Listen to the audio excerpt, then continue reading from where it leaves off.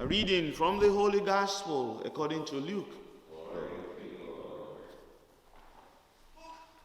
Jesus entered the temple area and proceeded to drive out those who were selling things, saying to them, "It is written, my house shall be a house of prayer, but you have made it a den of thieves."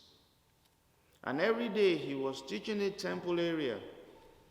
The chief priests, the scribes, and the leaders of the people, meanwhile, were seeking to put him to death. But they could find no way to accomplish their purpose, because all the people were hanging on his words. The Gospel of the Lord. Praise to you, Lord Jesus Christ.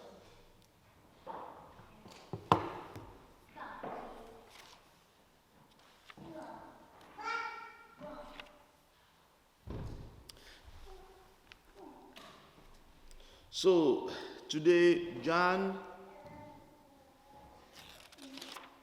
is assigned now as he has become an actor. Ordinarily, he was envisioning and seeing what was going on in terms of the activities of the Lamb, of the one sitting on the throne, and all that. Especially, reading from Revelation chapter 5. But today, we have jumped into chapter 10 of Revelation. And this time, he is now instructed to become an active participant in what was going on in the courts of heaven. So the angel told him, go take the scroll that lies open in the hand of the angel. The scroll had already been opened by the Lamb, because it is only the Lamb once slain, who lives forever. The one that has conquered is the one alone that is worthy to take the scroll and to open its seals. Okay. Because the Lamb is the revelation of God. The Lamb is the word of God. While the virgin is the virgin of revelation. She's not mentioned here, but she's always there. So, the scroll is the prophecy, is the word of God itself. Because you remember in Isaiah, at the beginning of Jesus' ministry, when he read the prophecy of Isaiah before everybody, he said, this prophecy is being fulfilled even as you listen. So he was the fulfillment. So the scroll is there, opened by the one worthy to open the seal. Remember, I was talking about that yesterday. The seal can be opened only by the one to whom the seal is addressed. He himself is the testator. Jesus Christ the Lamb is the testator. And is only the one who has the authority also to open the seal. And there were 7 seals. Completeness and finality. Completeness. So opening the seal, it's already opened. And so John, the disciple, the prophet, is the one now who is to announce the prophecy. But he was told, just like Ezekiel before him, Ezekiel chapter 2, from verse 9 to chapter 3, verse 3, was a copious, form of vision for Ezekiel. He himself was told, take and read. But first, chew, eat the scroll. It will be sweet as honey in your mouth. Same thing, same words. So God is consistent. It's always continuous. And it's always being revealed. So Ezekiel saw that. But your word is a lamp for my feet. Your word is sweet to my taste. Jeremiah 15:16. Jeremiah also said that before. Your word is the word of God. Chewing the word of God. Studying the word of God. Reflecting on the word of God. It's sweet. It's sweet. But the evil one never wants us to study the word of God, because then we are charged. We are charged. We are proactive. We become vision ourselves. And we become a living manifestation of the prophecy of God in the world, right there where we are. And so the devil doesn't want us, because then we lose our balance, we lose our focus. Going back to Revelation, but something is added to John, as the fact that after eating this, it's sweet like honey to the mouth, but in the stomach, it's sour. Sour. Sour because what comes out, what the judgment that the word talks about, Jeremiah experienced that. Ezekiel experienced that, because there was lamentation, woe, and wailing. The word of God, because it is judgment. It has judgment along with it. And truly, John said, so in my mouth it was like sweet honey, he confirmed it. But when I had eaten it, my stomach turned sour. Then someone said to me, a divine being, you must prophesy again about many peoples, nations, tongues, and kings. So while Ezekiel was given the instruction to prophesy to the house of Israel, John has a global, worldwide proclamation to make, prophecy about peoples, about nations, about tongues, about kings. So even the political is not away from God's eyes. So all that is falling around now and going around back and forth around the world, in America and everywhere, it has everything, the insignia of the divine word on it. And that's so when I see people flipping out, when I see people in hysteria and terribly anxious, it is because the word of God has not become a living life for them. It has not become a pattern of their life. Or else, prophets and disciples have never, ever wavered. They have never feared. Never. They always have a simplistic confidence in the presence of God, in his power to save and to nurture and to recreate and renew. And actually, his purposes will always come to be accomplished. His purposes will always come to be accomplished. That same divine word, who is Jesus Christ, brought condemnation on those people who were selling at the temple area. They turned his father's house to a merchandise.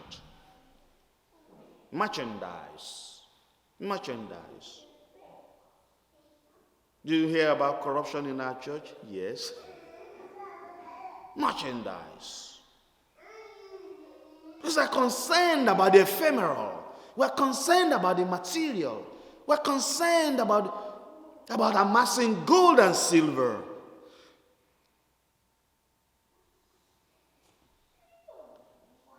We're not concerned about souls. The canon law that I studied talks about salvation of souls. The first mission, the salvation of souls. And if we do not go for the salvation of souls and the prayer and die to the self, then we will go for power. And power goes with corruption. Power goes with the trading for money. Power goes with investments. People are looking for ways of investment for the church to be able to thrive. What an empty thing. What a loss of faith. No. Where the soul of the human persons, the soul of parishioners are the most prime, the most important, there is abundance of both spiritual and material, because the church of God is a place of abundance. But when we chase the material, what happens? There's vanity, there's emptiness. The prince of the world, the evil one, becomes the king. Look around us everywhere. Look around us. There's so many thoughts that are raveling right on my head now, and if I bomb them at you now, you guys would. Chasing after the things of the world, chasing after material things, chasing and chasing. If the world can say yes, in God we trust, if we can say that in America with the splitting of our bones, why shouldn't our church be able to say, in God we trust? Why should we now add an L and make it look like in gold actually we trust?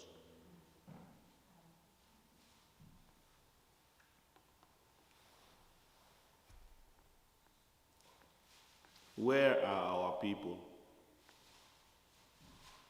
Where are our people? Where are the people of God today? If truly we understand who we are and the love that God has for us, the love that God says, even the hair of our head has been counted. The love that God says to us, look at the sparrows. They never toil or anything, but God has provisions for them.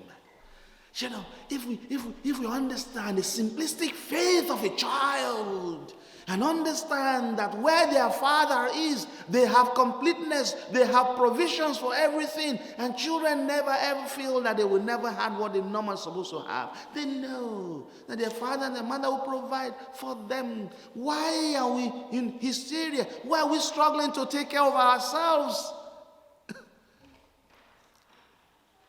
God does take care of us.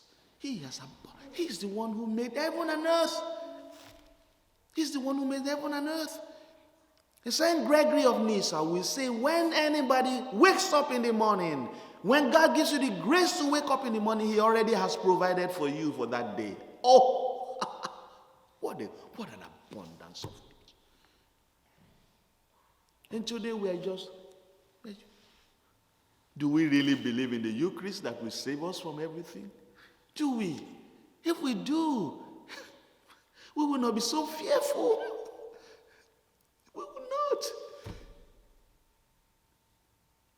Every detail, every minute detail of what's going on in the world today is in the palm of God's hands. Every minute detail. And he wants us to walk the journey with him. He wants us to have that confidence in him, to trust in him, to walk that journey with him. That's all. That's all. I've held you in the palm of my hands. You are mine. So all the prophecies about, people write books today and raising money from prophecies, People are writing books and raising money and staring hysteria and fear. Calm down. Emmanuel is God with us. Nothing to fear. Let's walk by his side.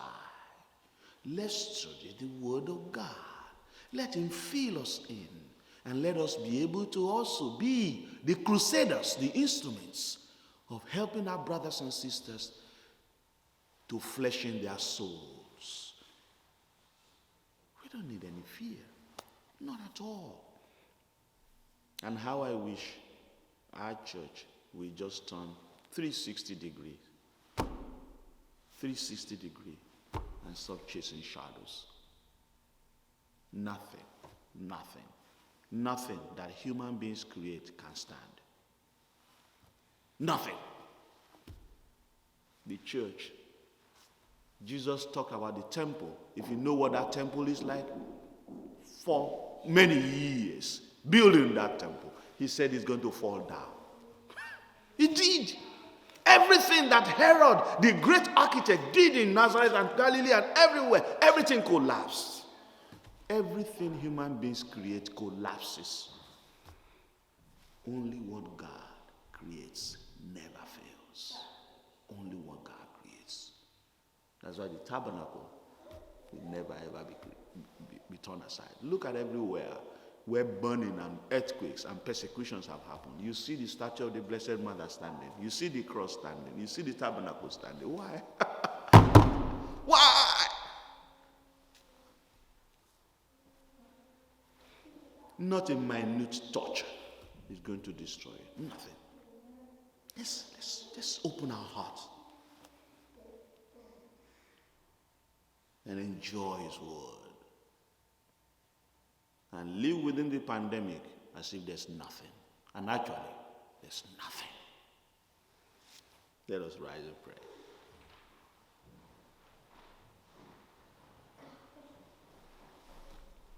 Let us approach the throne of the Father and offer Him